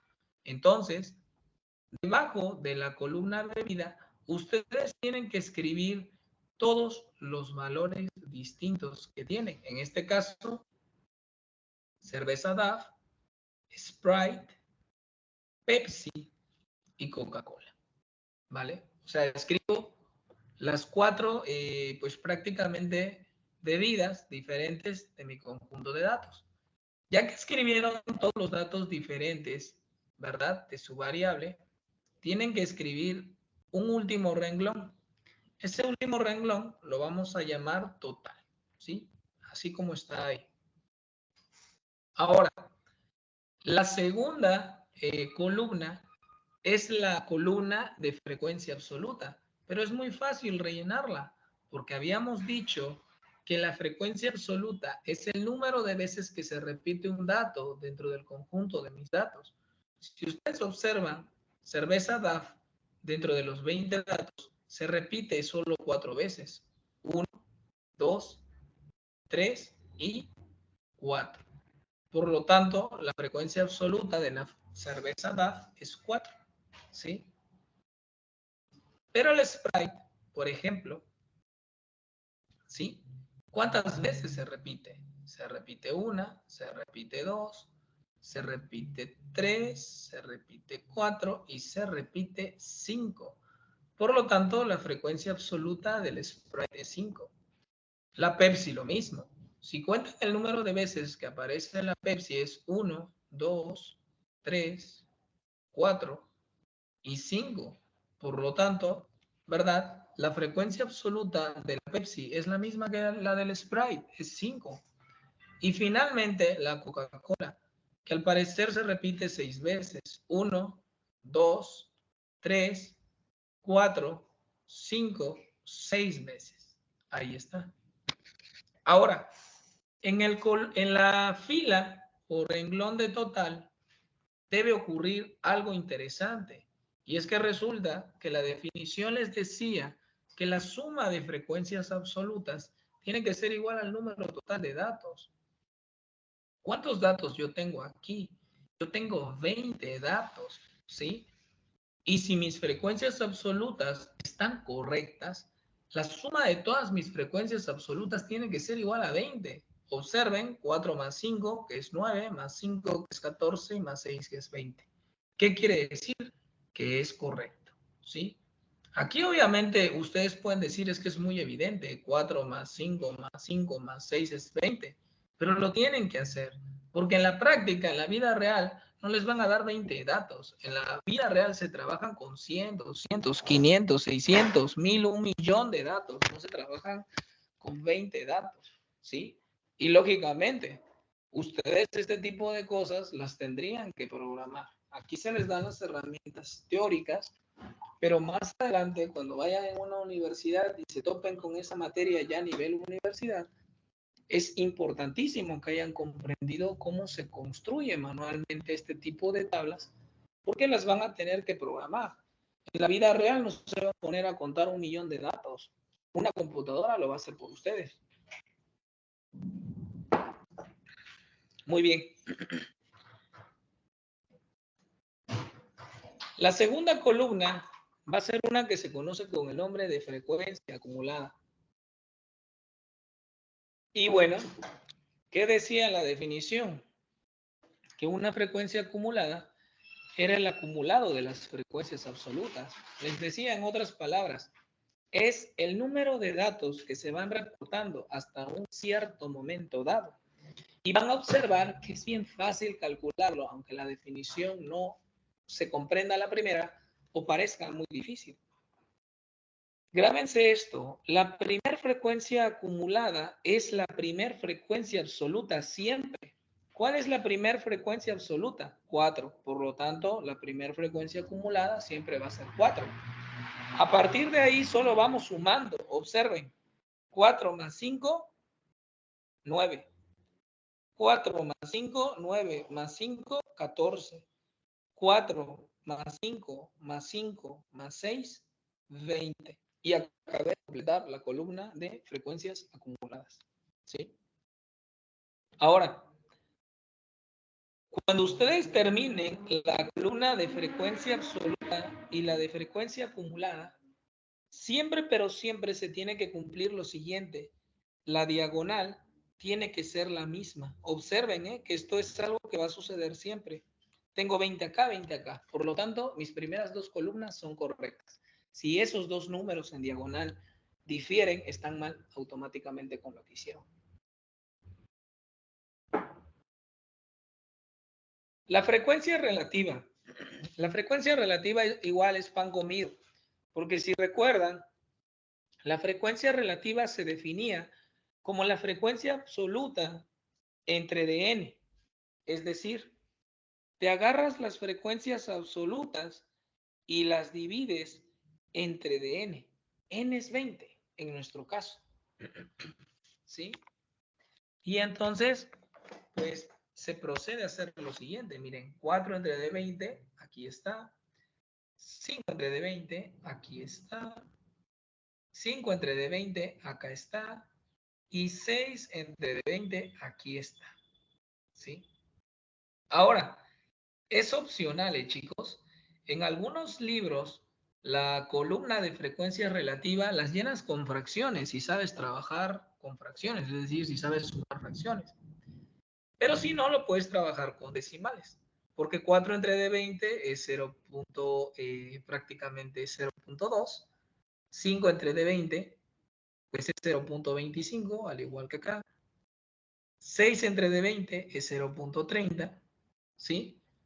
Y bueno, el truco, chicos, es lo siguiente. Si las frecuencias relativas de cada uno de sus datos es correcta, la suma de las frecuencias relativas tiene que ser 1. Siempre tienen que checar eso, ¿sí? Miren, observen. Lo vamos a hacer primero con fracciones y luego con decimal. 4 veinteavos más 5 veinteavos es 9 veinteavos. Más 5 veinteavos es 14 veinteavos. Y más 6 veinteavos es 20 veinteavos. Pero 20 entre de 20 es 1, por lo tanto queda aquí. Si no les gusta trabajar con fracciones porque se les dificulta sumarlas, pues trabajen con decimales. 0.20 más 0.25 es 0.45. Más 0.25 es 0, ¿verdad? Ahí, ¿cuánto? 70. Y si le suman el 0.30, ya cerró en 1. Por lo tanto, las frecuencias relativas son correctas, ¿sí? Hasta ese punto vamos construyendo bien nuestra tabla de frecuencias. Y finalmente, calculo la frecuencia relativa acumulada. Y para la frecuencia relativa acumulada es muy sencillo, chicos. Se agarran a las frecuencias acumuladas que tengo aquí y se las dividen entre dn. Y listo. Observen. 4 entre de 20, 4 veinteavos. 9 entre de 20, 9 veinteavos. 14 entre de 20, 14 veinteavos. 20 entre de 20, 20 veinteavos. Y lo único que hago es lo aproximo con decimales si yo así lo quiero trabajar. Es decir, 4 entre de 20 es 0.20, 9 entre de 20 es 0.45, 14 entre de 20 es 0.70 y 20 entre de 20 es 1. Y listo. Otra observación. Así como esta diagonal tenía que ser la misma que esta tiene que ser la misma que esta. Y se cumple. Por lo tanto, hemos construido la tabla de frecuencias, ¿verdad? Para datos no agrupados, ¿sí? Normalmente en la literatura, y cuando ustedes ven un libro, un video, algunos autores se conforman que la tabla de frecuencias tenga prácticamente 5 columnas, obviamente, incluyendo la variable. Pero oficialmente 4, ¿no? O sea, la frecuencia absoluta, la frecuencia acumulada, la frecuencia relativa y la frecuencia relativa acumulada. Sin embargo, en algunos libros añaden las 2 columnas extras, que son estas, ¿no, chicos? Acá, la de la frecuencia porcentual y la frecuencia porcentual acumulada, ¿sí? Y bueno, vamos a hacer un ejemplo en donde vamos a añadir esas dos de tal forma que no vamos a tener 4 columnas únicamente, ¿no? Sino que vamos a tener 6. Y aquí está. ¿Vale? Vamos a hacer este ejemplo. Para que les sirva de retroalimentación cómo calcular estas 4 de nuevo y vean que es una metodología repetitiva y calculamos estas 2 nuevas, ¿sí? A ver, me dice, vamos con calma, nos dice, elaborar una tabla de frecuencias a partir de las temperaturas máximas registradas en el mes de agosto. ¿Qué les dije hace rato? Que la primera columna tiene que ser la variable que yo estoy estudiando. En este caso yo estoy estudiando la variable temperaturas máximas. Por eso es que coloco como primer columna la temperatura. Porque yo lo que voy a hacer es voy a ir a una estación meteorológica o voy a pedir la información, ¿sí? De cuál es la temperatura en cada día del mes de agosto, ¿sí? Ahora bien, yo en este momento puedo preguntarme cuántos datos tengo. Pues es que es lógico.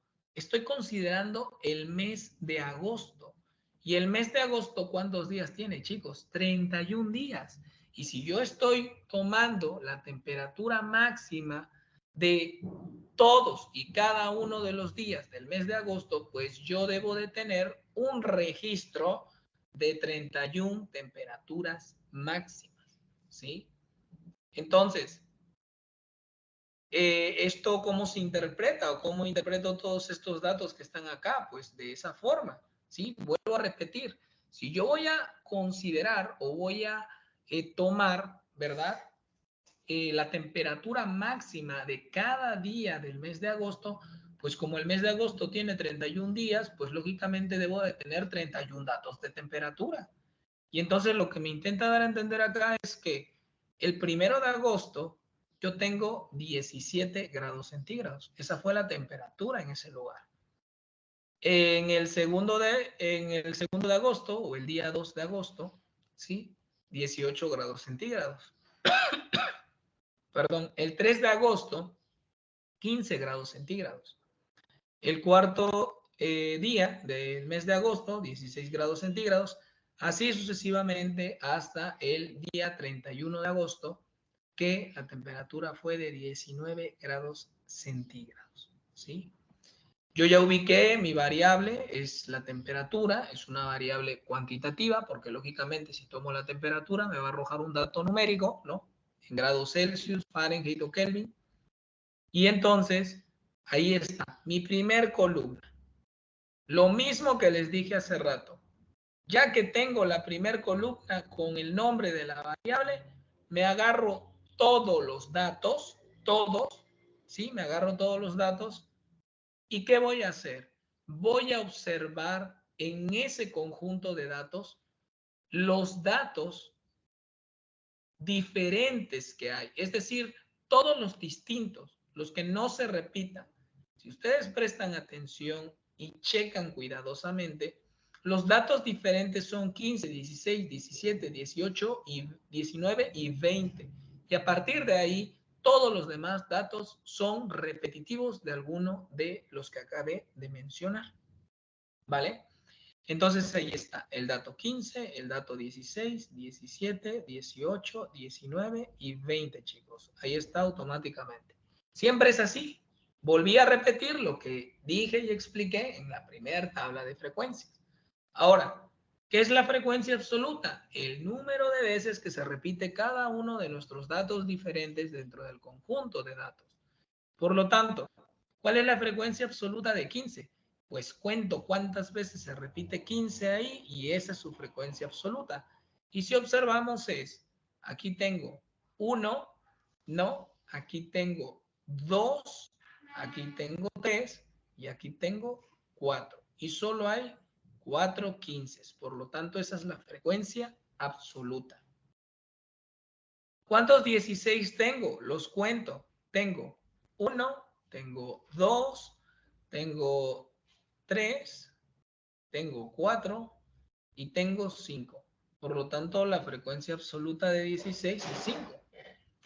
Calculo la frecuencia absoluta de 17. Entonces tengo 1, tengo 2, 3, 4, 5, nada más. Por lo tanto, la frecuencia absoluta de 17 es 5. Cuento la frecuencia o calculo la frecuencia absoluta de 18. Es 1, ojo, 2, 3, por acá, ¿verdad? 3, 4, 5, 6, 7. 7 es la frecuencia absoluta de 18. ¿Cuál es la frecuencia absoluta de 19? También me los cuento y entonces empezamos 1, 2, 3, 4, 5 y 6. ¿Vale? Ahí está. Y por último el de 20. 20, ¿cuántas veces se repite? Aquí tengo 1, acá tengo 2, acá tengo 3 y aquí tengo 4. 4. ¿Sí?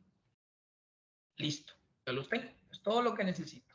Ahora, quiero que observen lo siguiente. ¿Sale? Dijimos hace rato que las frecuencias absolutas cumplen algo súper importante. Y es que la suma de las frecuencias absolutas tiene que ser igual al número total de datos. ¿Cuántos datos tengo? 31. Si calcularon bien las frecuencias absolutas, la suma de todos estos numeritos que están por aquí debe dar 31 y efectivamente los da. Súmenlos, ¿vale? Y listo. Recuerden que dijimos que después de la variable y de todos y cada uno de nuestros datos diferentes, nosotros tenemos que escribir un renglón o una fila que se llama total de ley. ¿Sale? Y entonces ya está, chicos. Ahí está la frecuencia absoluta de todos y cada uno de los datos de temperatura que tenemos ahí. Ahora, ¿cómo calculo la frecuencia acumulada? Les dije hace rato, la primera frecuencia acumulada siempre va a ser igual a la primera frecuencia absoluta. Entonces, esta frecuencia absoluta que está aquí es la primera frecuencia acumulada. Una vez que yo ya tengo la primera frecuencia acumulada, simplemente empiezo a sumar para encontrar el acumulado o el número de datos que se van reportando hasta ese instante dado. Es decir, 4 más 5, 9. 4 más 5 más 5, 14. ¿Sí? 4 más 5 más 5 más 7, 21. 4 más 5 más 5 más 7 más 6, 27. Y si sumo desde 4 y todos 5, 7, 5, 5, 7, 6, 4, llego a 31. Y listo. Tengo todas las frecuencias acumuladas. Prácticamente, primer motivo de paro es cuando observas si esta diagonal te dio el mismo número. Hace rato les dije, si la diagonal de la columna, frecuencia absoluta, y la diagonal de la columna, frecuencia acumulada, es la misma, ¿sí? Quiere decir que estamos haciendo bien el trabajo hasta ese momento, ¿sí? Así de fácil y sencillo. Ahora, tenemos la tercera columna.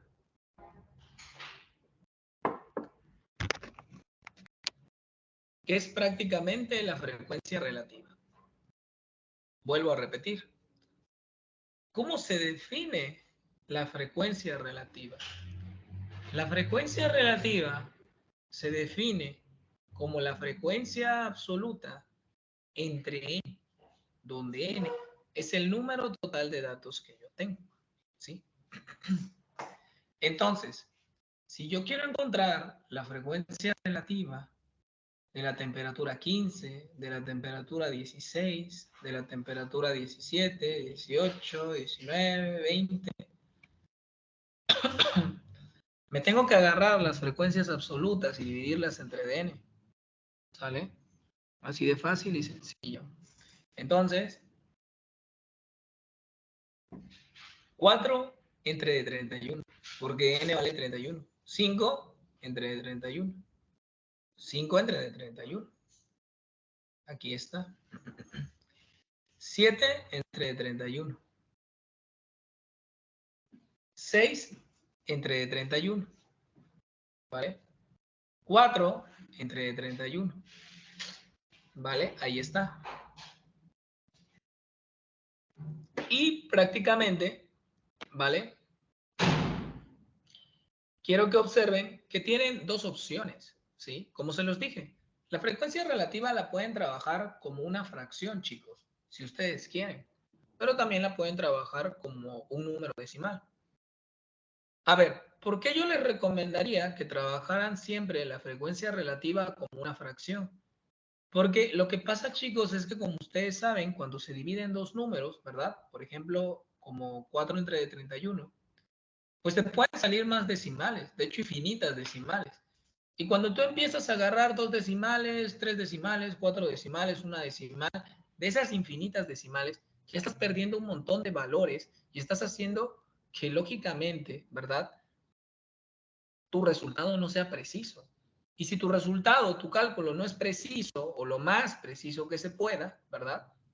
Pues entonces también tus conclusiones no van a ser tan precisas. Ese es el punto. ¿Sale, chicos? Pero, bueno, en este caso, para que observen qué es lo que se hace y que no tengan miedo ahí a la hora de hacer las divisiones, pues yo le cambié, ¿no? En el ejercicio de arriba agarré 2 decimales, acá agarré 3 decimales, ¿sale? Y entonces, cuando ustedes hagan ahí en su calculadora la operación de 4 entre 31, les va a dar un aproximado de 0.129. 5 entre 31, un aproximado de 0.161. 5 entre 31, pues lógicamente lo mismo. 7 entre 31, 0.226 milésimas. 6 entre 31, 0.194 milésimas. Y 4 entre 31, 0.129 milésimas. ¿Sale? Y ahí está, la frecuencia relativa, como la quieran trabajar. Si son chingones sumando fracciones, pues me agarro las fracciones. Y si son chingones sumando decimales, me agarro las decimales. ¿Sale? Y entonces lo único que hago es sumar. Porque recuerden que les dije que la frecuencia relativa, cuando las calculas, tú te tienes que parar a verificar que todo esté bien. Porque resulta que la suma de todas las frecuencias relativas te tiene que dar 1. ¿Sí? Si no te da 1, pues ya estás haciendo algo mal, hiciste mal una división, aproximaste mal el número, etc. Entonces observen, 4 31 avos, primero con las fracciones, 4 31 avos más 5 31avos, 9 31avos, más 5 31avos, 14 31avos, más 7 31avos, 21 31avos, más 6 31avos, 27 31avos, y 27 31avos, y si a 27 31avos le sumas 4 31avos, parece trabalenguas, 31 31avos, que 31 entre 31 es 1, ¿sale? De ley, porque recuerden que una fracción es una división. 31 entre 31 es 31 31avos, y se acabó, es 1, ¿sale? Y la otra opción sería, y lo pueden comprobar, que nos podríamos sumar todas estas decimales y nos va a dar un valor cerrado en 1 o aproximado a 1. Un poquito más, un poquito menos, porque recuerden que estamos pues agarrando algunas decimales y se pierde un poquito el grado de exactitud. ¿Sí? Eso debe de quedar claro. Ahora bien, ya que tengo la frecuencia relativa, puedo calcular la frecuencia acumulada. ¿Qué les dije? ¿Cómo se calcula la frecuencia relativa acumulada? Pues para la frecuencia relativa acumulada, lo que hago es, me agarro a las frecuencias acumuladas y me las divido entre dn. Así de fácil y sencillo. Entonces, n vale 31 y empiezo. 4 entre de 31, 4 31avos. 9 entre de 31, 9 31avos. 14 entre 31, 14 31avos. 21 entre 31, 21 31avos. 27 entre 31, 27 31avos. Y 31 entre de 31, 31 31avos. ¿Sí? Y ya quedó. Ahora, lo más lógico es que nosotros aproximemos estos valores a números decimales. Si agarramos 4 31avos y divido, ¿no? 4 entre 31, me da un valor de 0.129. 9 entre 31, 0.290. 14 entre 31, 0.451. 21 entre 31 nos da un total de 0.677. 27 entre 31, pues 0.871 y lógicamente 31 entre 31 pues tiene que ser 1. ¿Sí? Ahora, de nuevo, que no se les olvide. ¿Cómo sabemos hasta ahí que vamos bien? Porque las diagonales siempre deben dar el mismo número. 31, 31. 1 acá, 1 y 1. ¿Vale? Y ya lo tenemos. Ahí está. Quiere decir que vamos bien. ¿Sale? Y ahora sí, bueno, ahí están las 4 columnas que nosotros ya habíamos construido ahí arriba en el primer ejemplo. Pero quiero que observen que ahora vamos a agregar las 2 columnas nuevas, la frecuencia porcentual y las frecuencias porcentuales acumuladas. Entonces, a ver, ¿cómo se definía la frecuencia porcentual? Dice que la frecuencia porcentual, ahí sí se necesitan los decimales, se define como la frecuencia relativa multiplicada por el 100%, ¿sí? Mientras no vayamos a escribir una columna que se llame frecuencia porcentual, yo no tendría por qué representar la frecuencia relativa en decimales, ¿sí? Pero si voy a agregar la columna de frecuencia porcentual, forzosamente tengo que representar la frecuencia relativa, ¿sí? En decimales. Y pues el objetivo para que ustedes no estén adivinando ni estén viendo de cuál es el valor que les falta o les sobra, pues mi recomendación es que hagan doble chamba desde el principio, es decir, a la frecuencia relativa siempre escríbanla como fracción y decimal, tal y como lo tengo ahí. ¿Sale? Muy bien. Pues entonces, quiero que observen lo que vamos a hacer. ¿Sale? A ver, voy a calcular la frecuencia porcentual. Entonces, me agarro la frecuencia relativa, pero en decimales, y lo multiplico por el 100%. Eso lo pueden hacer en una calculadora, pero es una operación muy básica. ¿Sale? ¿Y en qué consiste esa operación básica? Pues que recuerden que si yo multiplico por el 100%, lo que hace el 100% es que como tiene dos ceros, me recorre dos posiciones adelante del punto decimal a los números que están ahí.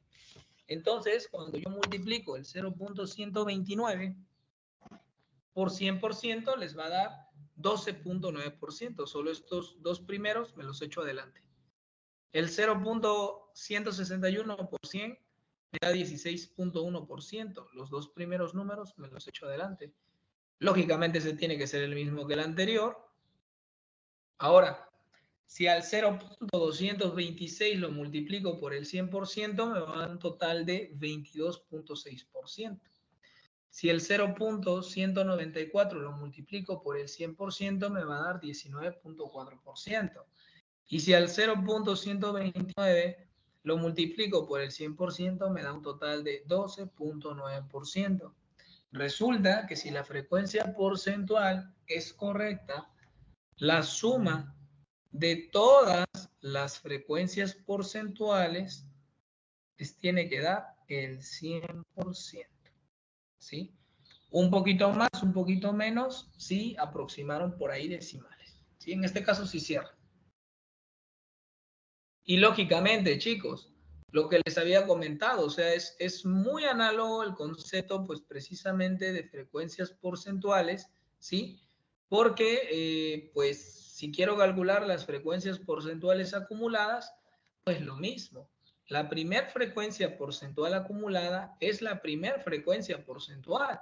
Es decir, si la primer frecuencia porcentual es 12.9%, pues la primer frecuencia porcentual acumulada es 12.9%. Y a partir de ahí empiezo a sumar. 12.9% más 16.1% es 29%. Si a este porcentaje le sumo este y le sumo este, me da este. ¿Sí? Ahora, si sumo estos cuatro, ¿vale? Me da este. Y si sumo ahora todos estos hasta acá, me va a dar este. Y si sumo desde arriba hasta abajo, me da 100%. ¿Sí? ¿Cómo sé que encontré el valor correcto? Fácil, por lo que dijimos hace rato. En diagonales, los porcentajes o los números que estén ahí siempre tienen que ser lo mismo. Por lo tanto, ya está el ejercicio terminado. ¿Vale? Muy bien. Como pueden observar, hay un ejemplo que es el 2.18, ¿sí? Sobre la tienda de autos. Entonces, me gustaría, de favor, que lo intenten resolver de tarea. Ya saben que, pues, por obvias razones en el grupo voy a subir más información y más tarea con respecto a lo que vimos. Hoy sí abarcamos temas un poquito fuertes. Entonces, ya les puedo mandar mucho más tarea y mucho más actividades, porque pues en la primera clase abarqué pues la parte teórica que obviamente tienen que saber, pero ahorita ya les puedo mandar más tareas y más actividades. Favor de hacerlas, ¿sí? Yo lo que les recomiendo es que cuando ustedes van a realizar las actividades, primero vean la clase. Ya que vieron la clase, vean los videos que mando de retroalimentación. Y ya que vieron los videos de retroalimentación, empiecen a hacer la tarea, por favor, ¿vale? Para que no vaya a haber ningún problema ahí. Cualquier cosa o cualquier duda, me pueden mandar mensaje a mi número personal y con gusto pues les respondo si tienen alguna duda, pero pues igual traten de hacer los ejercicios, porque yo no los voy a resolver, los puedo orientar, ¿sale? Pero háganlo, por favor, ¿sale? Pues bien, chicos, pues que tengan una excelente tarde. Nos vemos la próxima clase.